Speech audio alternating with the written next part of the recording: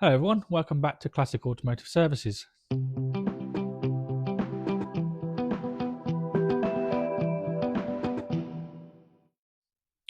Right, this week, beginning of the week, we got the Dolomite Sprint up and running and driving, and took it out up the road for the first time, and it runs and drives very, very well. Overdrive works, everything works as it should, so that now is mechanically pretty much done.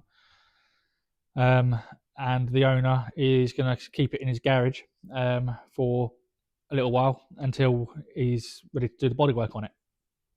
So that will be leaving us it'll probably still be here next weekend because the owner's actually on holiday next week. So, but he will be leaving us shortly. And then the rest of the week, I had a couple of other cars arrive, which we'll have a look at in a minute. They're both quite nice little cars, in for just sort of general repairs and maintenance sort of issues. I've also got another Stag coming in on Monday tomorrow for a new clutch because his clutch is on its way out and slipping and it's no good. So, but we've also got this engine that we've been looking at. So what we'll do is I took some videos of this engine when it was complete, and with what I was finding as I was taking it apart. This engine is actually out of although it's a 3.5 litre rover engine, it was put into a Triumph Stag, and the car was a complete rusty, rotten wreck. But the engine, when we fired it up, because the owner asked me to fire it up for him, it sounded pretty good. And it was obvious that it had some work done in the past.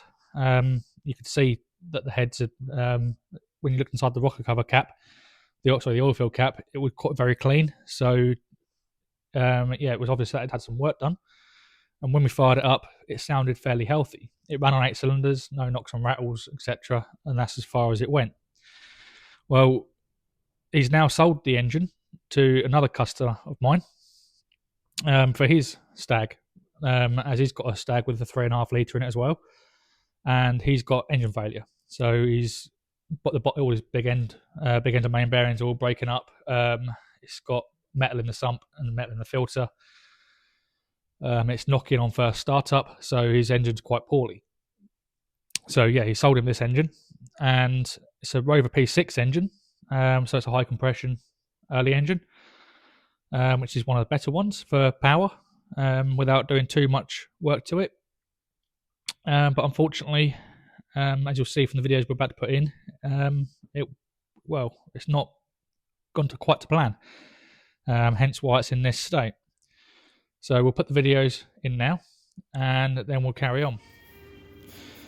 Okay, here we've got a Rover 3.5 V8. It's actually a P6 engine that we're going to be putting into a customer's Triumph Stag, as he's already got a 3.5 in there in his car, but his engine's a bit poorly. It's got bearing failure, it's got lumps of metal in that in the sump. So we've got this engine for him out of a donor car. It was another Stag which was a project, and we got the engine to run in the car, and it ran on 8 cylinders. Obviously it didn't run very well at all because the carburetor was knackered. It was just initially to get it to run, make sure it had oil pressure, no knocks and rattles, etc. So we've got it on the stand now, and the engine has had work done previously. We know that. As you can see, at some point it's had the heads off of it, and the heads have all been rebuilt. So it is very clean in the top. So it will be cleaner once we've done a bit of work on it we're going to be doing. So another telltale sign the heads have been off is if you look under here, you've got the block which is a bit grubby and a bit dirty still, and then the heads are clean. So I took the rocker covers off just to have a look inside, make sure it was all nice and clean, nothing out of nothing that was sort of questionable with it, and it's looking okay. I've got this rocker gear off, I'll explain why in a minute. But if we look at this side, At some point it's had different rockers put on it. These ones are original. You've got that one is original, that one in there's original, and that one there's original. That one, and that one have been replaced. Similar sort of story on the other side as well. Why they've been replaced, I don't know. Maybe they were worn, or it's had some sort of failure at some point. I don't know. But I decided to take the valley pan gasket off and just check the condition of the cam, as we're going to have to replace the valley pan gasket anyway, because we're using the customer's carburetor setup off of his engine, as he's got a 4-barrel carb on his engine. So I decided to take the valley pan gasket off, just to have a look inside, and we've got a knackered camshaft. If the camera will pick it up. First of all, you can see some of the lobes. This one in particular is not great. It's something odd happening with that one, and the one next to it, you're getting the polish marks around the outside. If I move the light, it's hard doing this on your own. You've got the polish marks on the outside of the lobes, which means the followers themselves have hollowed out. And then this lobe here is badly pitted, and it's actually lost its lobe. You can just about make it out compared to the one next to it. The lobe should be where my finger is now, and the one next to it is got much more of a point than that one. So that lobe is completely and utterly destroyed. So hence why the rocker gear's off. I'm in the process of taking the camshaft out, just to have a look, just to look at it out, so it's ready for the new one. I've been in touch with Newman's Cams, and they're making us a phase 2 camshaft for it, so give it a bit more oomph. We'll put our favourite Cloy's timing chain set in the front as well, the upgraded steel set, so that'll be all good to go. And while I'm at it, I think I'm going to buy a pair of head gaskets, and because I'm going to re-gasket most of the engine anyway. I'm going to get a pair of head gaskets. I'm going to pull the heads off and re-gasket the heads and torque them down, just to make sure that I know that they're torqued down correctly, as I don't overly trust the work that's been done on it, as it's had the heads done. So obviously they replaced the valley pan gasket, and they didn't notice the camshaft was worn when they done the heads. So yeah, so I'm going to pull the heads off of it and just re-gasket them. Another thing I noticed, it may have just, the camshaft may not have been worn when they done the heads, because it has got new cam followers in it. The cam followers are all replaced, which that's a big no-no, putting new followers on an old cam. That may be what's caused the rapid wear. So, well, it will be what's caused the rapid wear. Whether that was like that already and they put new lifters on it, I don't know. But we'll get it stripped down, get the cam out, and let's see what we find, and we'll go from there. Right, I've now got it stripped down a bit further, got the rocker gear off both banks, got all the lifters out apart from one. This one just here, it is stuck, so it's obviously mushroomed on the bottom. If I can try and lift it a little bit, I can't get hold of it with one hand. Basically it comes up and it won't come out the bore, so the bottom is swelled, it's mushroomed. So I've got to try and work out how I'm going to get that out without damaging the block. Usually at this point you take the cam out, you can lift the lifter, get the cam out, and then drop it into the sump. Don't really want to do that, because that means I'm not going to remove the sump anyway. But you get into the realms of getting deeper and deeper into the engine, so I'm going to try and work out how to get that out without doing that. Got the front cover, I've got the water pump off and the front cover off. Got the standard gear, which I've said in previous videos, like on the Porto TR8 engine, I hate them and it is disappearing, so it will be going straight in the bin. Managed to get away with only one sheared bolt on the water pump, one of the little ones, which is not a big deal. There's enough stud left on there, so I can heat it up again and try and work it free. The rest of them heated up and came out, but typical rover V8, that timing chain is absolutely goose. Look how much movement you've got in the cam, a good number of degrees, so that's going to throw your cam timing out a good number of degrees. Hanging off the gear around there, just like the, in fact it's hanging off on both sides. If I centralise it like that, it's very close to jumping teeth, as was the Porto 8. But I've now decided I'm definitely taking the heads off, as when I've been working on it, you can probably see why now. We've got silicon sealer coming out. So they've used silicon sealer on the head gaskets. That's a big no-no. It's the same sealer they've used around the ports. It's sort of like a hardish sort of rubber. It's not a normal silicon sealer. It's quite hard. But so yep, heads are going to be coming off. Get everything cleaned and new gaskets. So I torque it down correctly so I know it's right. Obviously the new camshaft. So the lifters are absolutely destroyed. There's 4 in particular which are absolutely destroyed. They are brand new lifters as well. So yep, suspicions are it's had the heads rebuilt. It's probably a bit rattly, so they've rebuilt the top end of the engine, put new lifters in it, and new lifters on an old camshaft. That's what happens. It destroys itself. So I will show you the lifters in a little while. I'll get the camshaft out so you can see the state of the camshaft and the lifters at the same time. Okay, we've got the camshaft out of the V8 now, and I'll show you now. You can see it better. The actual damage. And grab hold of the cam. Right, we'll start down this end. As you can see, hopefully the camera picks up the state of the lobe next to that cam journal. Very badly scored, and others on this end have got pitting in them as well. I don't think the camera's going to pick it up that well, but the main one. Okay, so look how pointed them lobes are, and then where my thumb is, there should be a lobe there. It's completely rounded off, and if I bring it to the light, you can see all the pitting on the cam where it's breaking up. As you can see, it's had new lifters put in it. They are brand new, done virtually no running at all, and these ones, where it's been running on the damaged cam, are absolutely destroyed.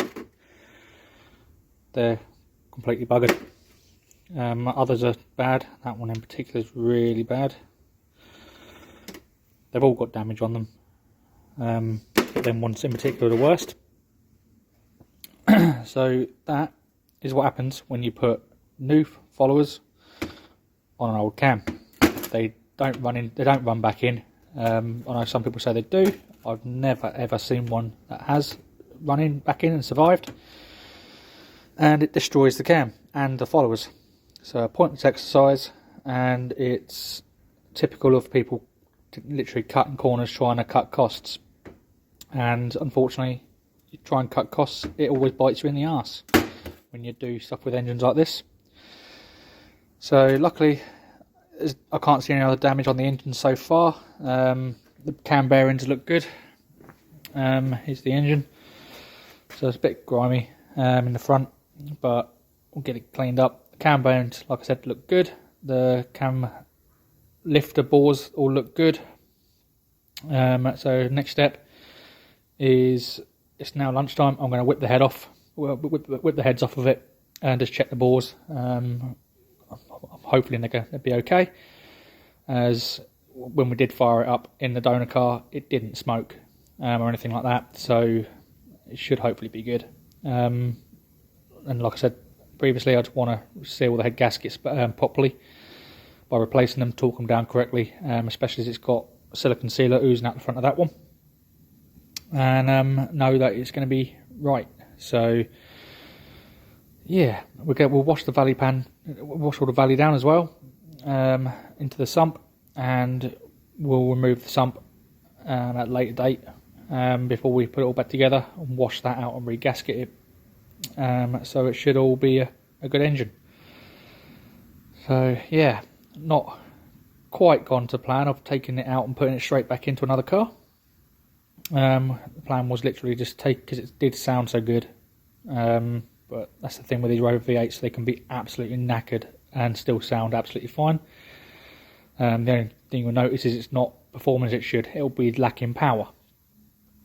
But yeah, we was hoping to literally take it out, give it a clean up, use all the carbs and ancillaries and manifolds off of the current engine and put it back in. But yeah, it's one of them. It's pointless putting it in as it is now, because it was going to fail, and we've taken it back out again. So yep, best do it now. So I'll get the heads off and we'll go from there. Okay, now I've got the heads off and it's actually looking not too bad now. As suspected, yes, the heads were siliconed on. If you look in this waterway, you'll see all the silicone. Lovely. Same around here, where the gasket was not sat. You got all the silicone. So yeah, that's just not a good idea to use that on a gasket. That's going to fail very quickly. So yeah, glad I took the heads off. Also, the bores are absolutely immaculate. So he's got a nice cross-hatch pattern in there. So he's got a slight shadow where the piston was sat over for a bit of time. Can't feel it. No, can't feel that at all. A little bit of carbon around the top. Not a lot. It literally wipes off pretty much. There we are. So you've got all the nice cross-hatching in the bore still. And it's also had new pistons in it. So I've just given that one a wipe.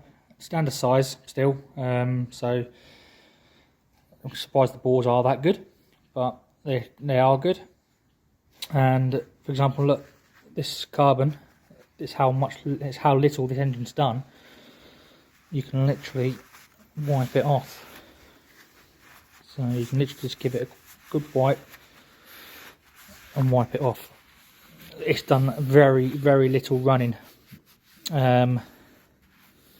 since it's had work done. So there we go. Obviously I'm going to clean it up better than that when I do it. So yeah, happy days. So we'll go, that's about as far as I'm going to go with the strip, other than removing the sump and just wash it out. Might pop one or two bearing caps and just double check them to make sure the bearings are okay while the sump's off. I can't see why they wouldn't be, looking at the what's been done to the engine. Yes, it hasn't been done to the highest level, but it hasn't actually done any work, so they should be good. But we'll get all this cleaned up. Got a few more bits and bobs to remove, like engine mounts and odds and ends, and then it can start to be reassembled. So we've got the heads here. So again, they're pretty clean. I'll check the valves. I'll check they're flat. Make sure they're not warped or anything. If they are, can always get them to a machine shop, get them skimmed. But yep, it's looking good. So we can get this engine sorted out for him, and he'll hopefully have a very, very good little engine. Okay, now you've seen the state of what we found so far, the condition of the camshaft. We'll show it again in a minute. Yeah, it's not looking too good. Now, I'm sort of stuck in the middle with this one, as I fired the engine up, and I've told the original owner of the engine it sounds good. Obviously, there's a second-hand engine, so there's no warranty or anything with it. but it did sound good. These Rover V8s, they can be literally on their last legs and still sound okay. And the new customers bought the engine for quite good money. Now, the customer that sold the engine, he's done the right thing. He's agreed to cover the costs of the new camshaft and the labour to change the camshaft, which that's fine. He's he's happy with that. It was just something that was unforeseen, so that's that sorted. But I've found other issues like silicon on the head gasket, which that's obvious why they've siliconed it now. I'll show you that in a minute. And I can't put this engine back together not knowing if it's going to be okay or not. So I have decided that I'm going to drain the oil out of it, pull the sump off, and the minimum check that the bearings are okay. And I'll pull a few bearing caps off of it and have a look. If it needs new bearings, it needs new bearings. So we'll go from there. So as you can see, it's already got new pistons and that in it, which is good. How much further it's gone, I don't know. But if the bearings, everything all good, happy days. I'm probably still going to take the crank out and I'm going to thoroughly wash it all and put it back together. So it's a good engine. It's going to take a little bit longer for the customer to get his engine, but I would rather it be a good engine and not have any comebacks off of it. So that's what I'm going to do with it. So I will pull the bearing caps off today and have a look. So we won't have time to film it, but I might get some pictures on my phone or a little video on my phone when I'm doing it, and we'll look at that, go into that and look at that. But the reason that the head gaskets has been siliconed on, if you come around here, the block's been skimmed. I know it's been skimmed. It got some slight witness marks where the head gaskets were. Nothing major. They're just some slight discoloration. Obviously, I need to check it's all flat, but I know it's not 100% flat already. But also, the reason I know it's been skimmed is there's no engine number. Where it's been skimmed, they've removed the engine number and the compression ratio, and also there's a big lip here where they've not gone off the edge with the milling cutter. Same there, which actually lines up with that one. And this head gasket would have never sealed very well. It was going to fail eventually, as there's also a bit of a lip on the edge of here. So that's not great. I've got a bit of burrs here as well. So I'm going to have to do a bit of fettling with it to make it so it's good. The heads, I haven't even started looking at the heads yet. But one of the first checks I want to do is, because especially on this head, I know they've been rebuilt. But the inlet valves seem to be sitting quite a lot prouder than the exhaust valves on every single one on this head. This one, not quite so bad. They're pretty much flush. But on the Rover engine, it's critical that the valves are all pretty much within the same height of each other. Otherwise, you're going to have your preload for your cam followers. You've got hydraulic cam followers with a set preload on them when you install all the rocket gear. If all the valves aren't the same height, then you're going to have preloads which are all over the place. So the way to check it is just get a straight edge, and we'll put it across the top edges of the valves. So if I just hold that there, if I just put that straight across the top of the valves, and they're all over the place. Yep, inlets are all higher, as suspected. So, for example, if you look just here, you got inlet, which is touching, and then you've got a massive gap. If you look at that end valve spring, you've got a massive gap to the exhaust. Inlet touching, exhaust not. Yeah. So that's throwing a spanner in the works. So I'm going to have to look at the heads as well. I'm not even going to bother checking that one. Not at the moment. So I'll have to go through them. But Well, I said I'll show you the camshaft again. Might be easy to pick it up. Now I've got two hands. Excuse me. All right, first telltale signs that the cam's no good when it's in the block is the wear pattern on the lobes. You can instantly see it. Which one can I use as a? It's going to the camera's going to pick up very easily. This one is a good example. You see the dark line of oil around the middle of the lobe. That means that the cam follower is dished instead of the other way. It's supposed to be ever so slightly convex so that they actually rotate. And that means it's dished and it's running on just the edges. The cam lobes have hollowed out the lifters. As you can see, the rest of them are in quite a state. And if you look at this one in particular, this lobe here, it's got virtually no peak on it. It should be nice and pointed, a bit like that, even though that one is worn. That one is completely rounded off. So, yeah, that's a paperweight. So, yeah, not the best situation to be in with the engine, but yeah, we'll put it right. Hopefully, there's no more major surprises like the heads just were. So, I'm hoping that the bottom end is going to be good. If the crankshaft's good, I'm probably just going to put a set of bearings in it anyway, just so it's new, because it's got new pistons in it, so it's going to have new rings, because the pistons generally come with rings. The balls have been honed. You can still see all the honing marks on it. So it's probably just a good idea just to strip it, clean everything up, and if the crankshaft is good, doesn't need any work, happy days. New set of bearings, gaskets and seals, rebuild it, and have a good engine. I feel more happy doing that, because both customers are good customers of mine as well. So it'd be nice to keep both of them happy. This means I've got to put some hours in after hours and do it, and that's what I have to do just to get it done. But that's where we're up to on the engine. So, which is a bit of a disappointing one. So we'll go and have a look at these two other cars that are arrived. One is a British Racing Green Metallic TR7 coupe convertible, which is being converted to Rover V8.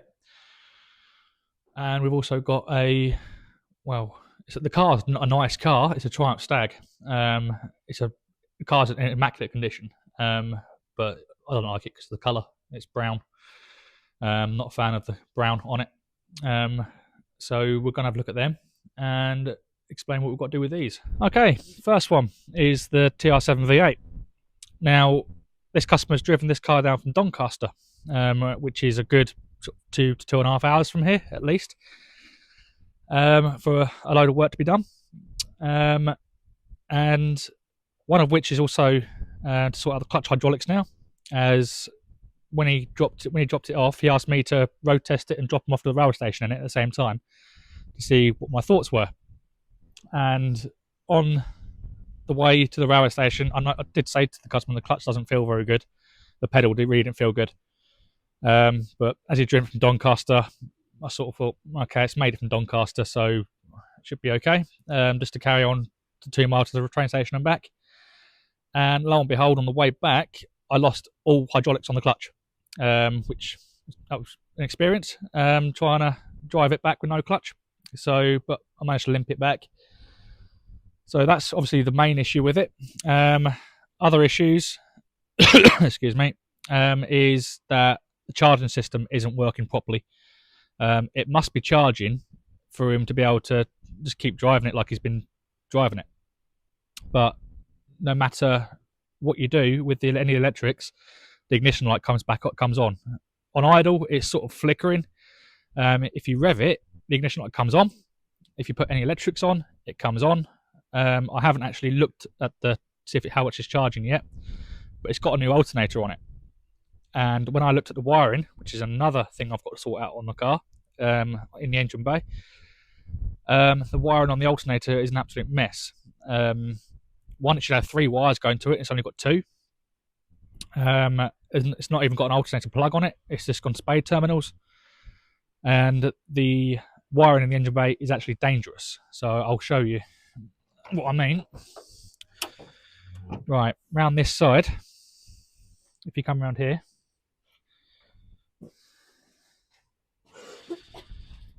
so first of all, we've got only 2 wires to the alternator, so that's not going to work properly. Secondly, got these cable ties just loosely in here holding this loom up, which is directly above the hot exhaust manifold. If they snap or come off for any reason or move, because they are all loose and floppy, this wire and loom is going to go straight onto the exhaust manifold, melt, and then you potentially got a big fire. So yeah, very dangerous. So I've got to rewire all the engine bay. Same on the other side. There's wiring everywhere, which isn't good. And then there's a list of other jobs, odds and ends, to do on it for him. One is a wiper. That's all bodged up with a bit of wire at the moment, just so he can use it. Can't remember what else there is. There's a big long list. It's in the car, the list. And then I've got to give him a quote, do some paintwork on it as well. It's got some bits and bobs of paintwork that he wants sorting out, which will be at a later date. He just wants it getting mechanically sorted so it's a good, safe car right at this minute, especially as he hasn't owned it very long. So that's what we've got to do with it. So we're going to have a look at the Stag. And here we've got the brown Stag. Again, the car is nigh on immaculate. All the chrome work is absolutely perfect. Interior is lovely. It runs absolutely beautifully. The engine is sweet. It's still running the original Triumph engine. It's got quite a nice, slightly customised hood on it, which does suit the car quite nicely. It's had some Triumph badges and that put on the hood. Interior has been slightly modified. It's got, I think it's a motor liter steering wheel, looking at it. It's got a wood rim motor liter steering wheel. It should be open if you want to have it open the door. So yes, we've got the motor liter steering wheel. It's then had the dashboard trimmed in the same colour as this. It's very close shade to the seats.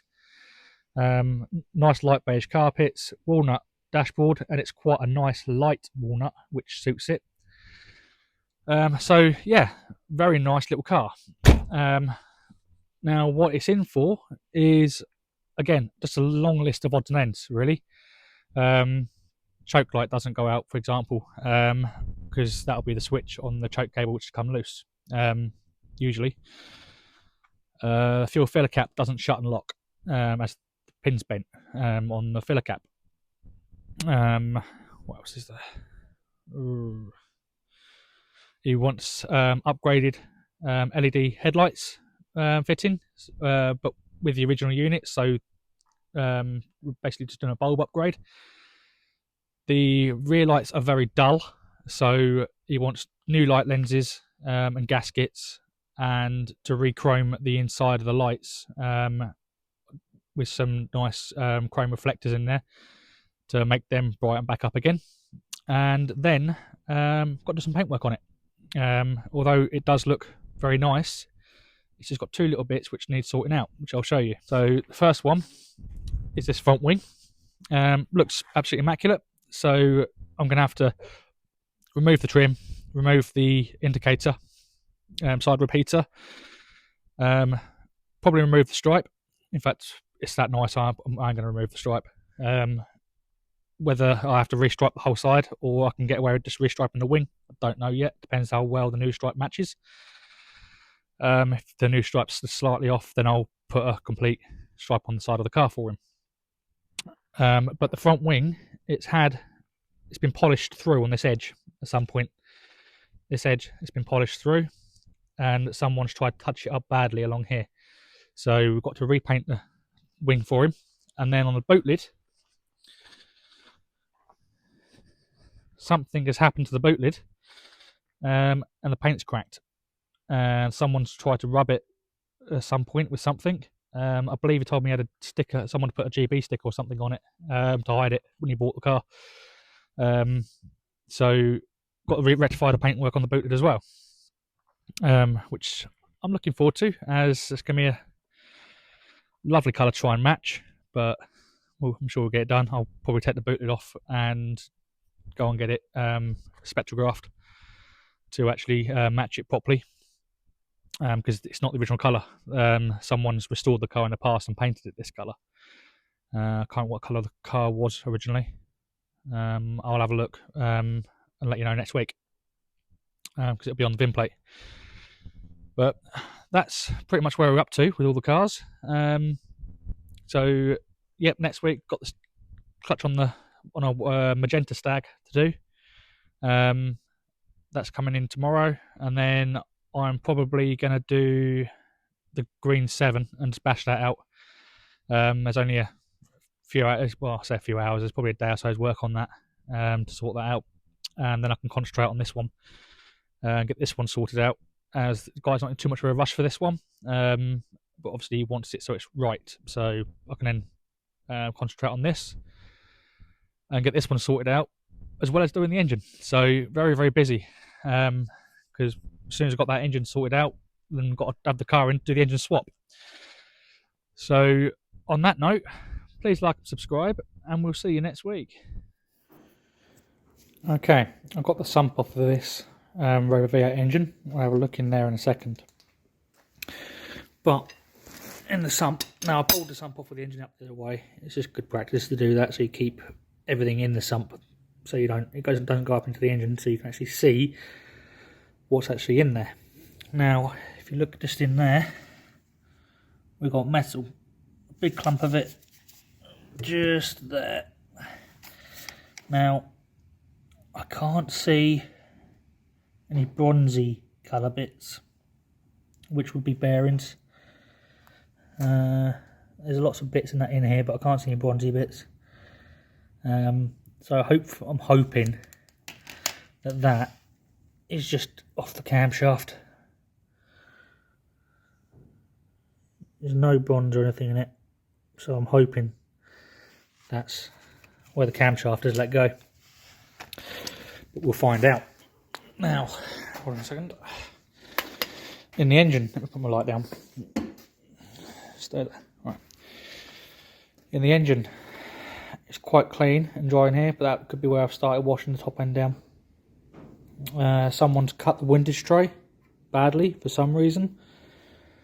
Why? I have not got any idea why you would do that. It's not a clearance issue or anything like that, so I don't know. So I'll see if I've got another windage tray for it. Hopefully I have. Oil pickup, I've seen worse, you know. Probably hasn't run long enough to get any debris or anything in it. But what I'll do is I'll pull the front main bearing cap off now. Front mains usually are the ones that take the hammering. 9 times out of 10 the front will be worn worse. So let's crack this off. There's one. And pull the cap off. That's tight, bloody hell. There we go. Okay, let me just grab an extension bar to whip them off. And we'll have a look at the bearing.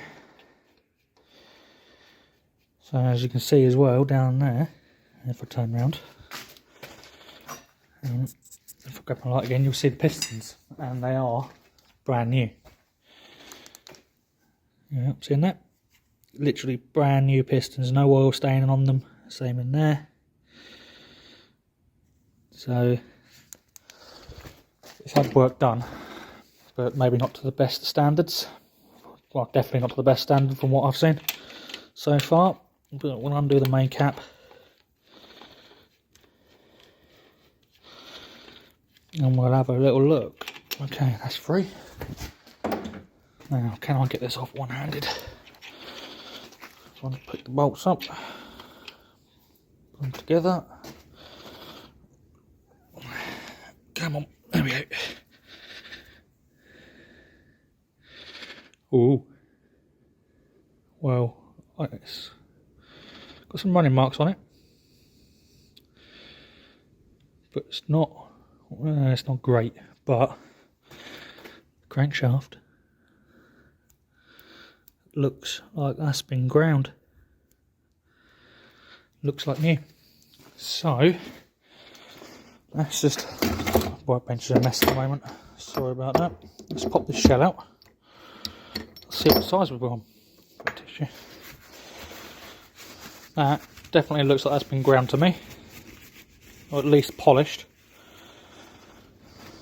You can see the quality of the build from the dirt in the block still. So new bearings, but in a dirty build, won't going to last long. And yep, we've got 10 thou undersize, if you can just make that out. So it's been ground plus 10s on the mains. So hopefully, what make were they? Is there a make on there?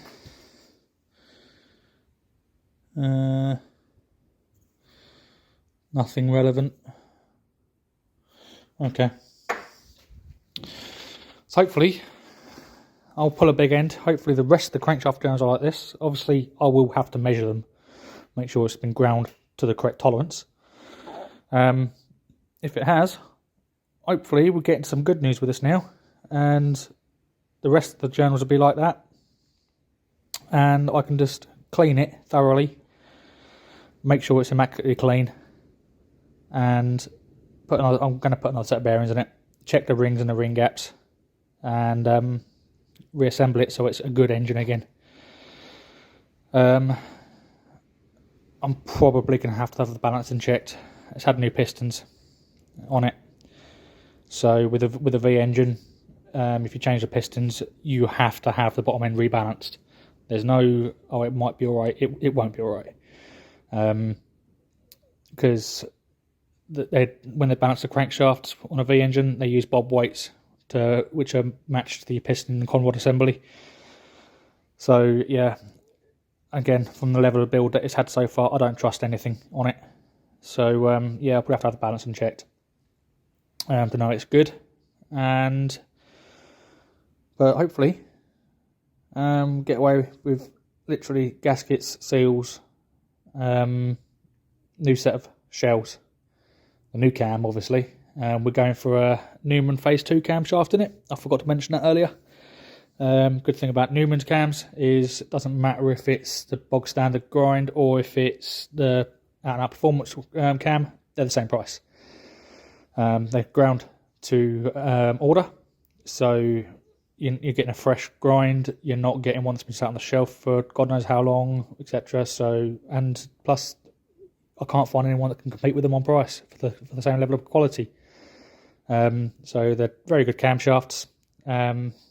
So I will look up when I come to building this and put it back together. I will get the specs of it, and I will let you know the specs of the Phase 2. Would be nice to put a Phase 4 in it, but the car's an auto. So with a automatic gearbox going on the back of it, you can't really go that aggressive on the camshaft.